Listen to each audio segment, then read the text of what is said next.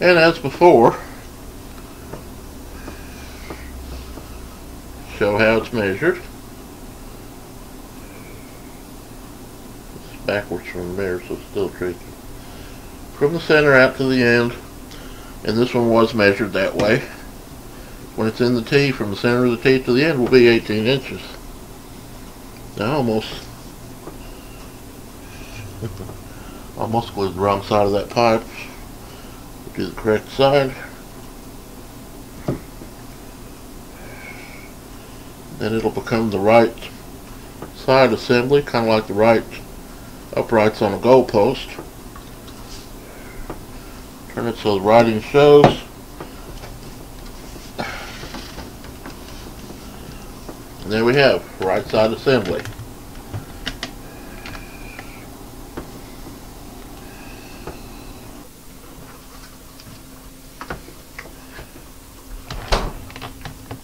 Now I've assembled the bottom and the two side pipes that are formed in the background.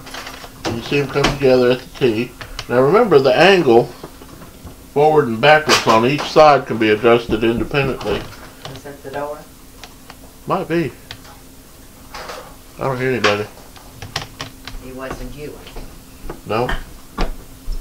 Okay, we have the right side pipe that comes up too. We're going to leave the top off. Hello.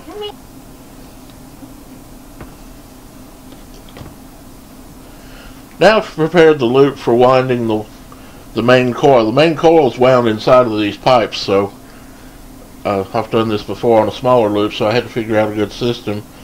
First time I had a lot of expletives deleted on the small loop, so if I delete any today, it'll be part of the video you don't see. It'll be the frames I didn't shoot. What you're looking at right now is, first, this is the top left side of the upright two posts. This is the bottom side of the top pipe with the elbows assembled to the pipe and assembled square by use of the table as a flat surface. Now what I'm going to do is pan across, and this is the entire top pipe section with the coupler. Yours may not have it if you use a single long section. And then the very right hand side of the uprights, I'll use that to show because my overly large belly won't show if I show this side. Okay, you see it's the top is actually flipped over backwards and down over the main frame. What that'll allow me to do is to have two access ports on top, so I can feed wire from the center of the T into the lower right hand side, out the access port, and then back up the side using that same access port, and then up to this shall we say unmated setup here. And once all three turns are in place, then this top pipe can be hinged over, glue can be applied to the ends of the uprights, it can be assembled. Now with 3 turns, we may or may not be able to get a tight pack inside. The pipes will keep them all relatively close together even if I don't get a good tight wind. And being 3 turns, I can pull from either end and bang it a few times and pull again from either end. That should work all the slack out. And if some slack happens to be in the middle turn, it won't be anything really severe. I did a mock-up of 3 turns just taped loosely to the outside of the pipes. Got very good sensitivity. In fact, if you see the splice in my 34-foot section of wire, you'll see that it's got a splice. And that's because I tried 2 turns first. 2 turns gave good gain, but 3 turns gave a little more gain. 2 turns turned out to be something like, yeah, it's a ratio squared of the, 2 turns turned out to be about 1/4 of an ohm. No, my mental calculations are off. 2 turns turned out to be half an ohm, and 3 turns turned out to be a full ohm. An ohm's about as high as I'd want to do because I was concerned about high frequency roll off if I went more than 1 ohm impedance. So I kept it 16 microhenries and 1 ohm at 12 kilohertz. So yeah, I had 2 turns. It worked pretty well. Decided to go for 3. 3 is very nice. I think we can do 3. So I'm going to pause and probably restart once we get the loop moved around.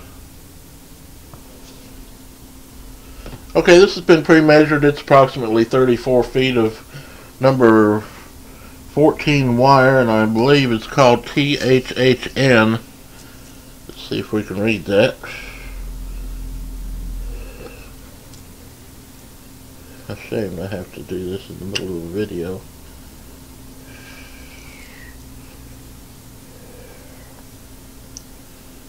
Okay, this is THHN wire, 14 gauge.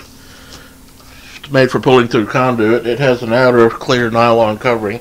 First piece of advice, and it'll serve you well if you follow it, is to not pay the wire out by lifting the turns. That'll leave a turn in the wire at all times and cause it to be much more prone to tangling.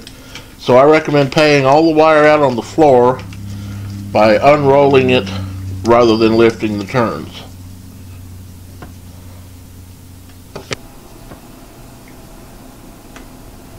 Take one free end of the wire, and you don't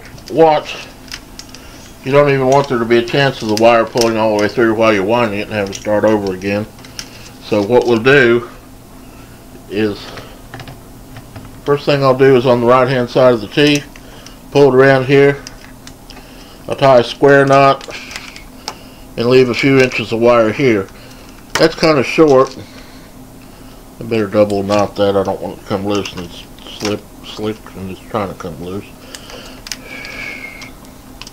Okay, that's short, but it'll be longer once the wire pack inside's been pulled and the slack's been removed. Okay, I'll start by coming into the T, and I'll move the transformer assembly to make sure that all the wire gets laid in front of the secondary connections. Make sure it doesn't get tangled up in those. Okay, we'll send the wire through the T to the access port on the right side.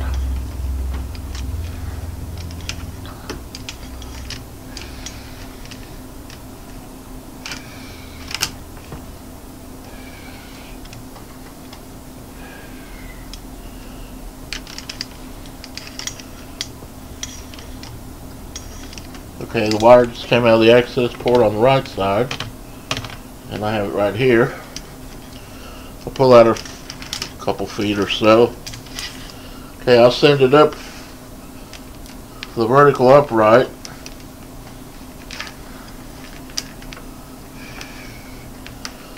And since it has no angles, it's already through the top rather easily. In fact, it can be seen coming around here with very little difficulty. Now what I'll do is I'll send it into the top pipe through the elbows, and I'll send it through the top pipe across through the elbows and around the left side, and then I'll probably just go ahead. I'll stop here, wind it, and then show it after it's wound, just before it's time to glue the top pipe on. So that's what I'll do.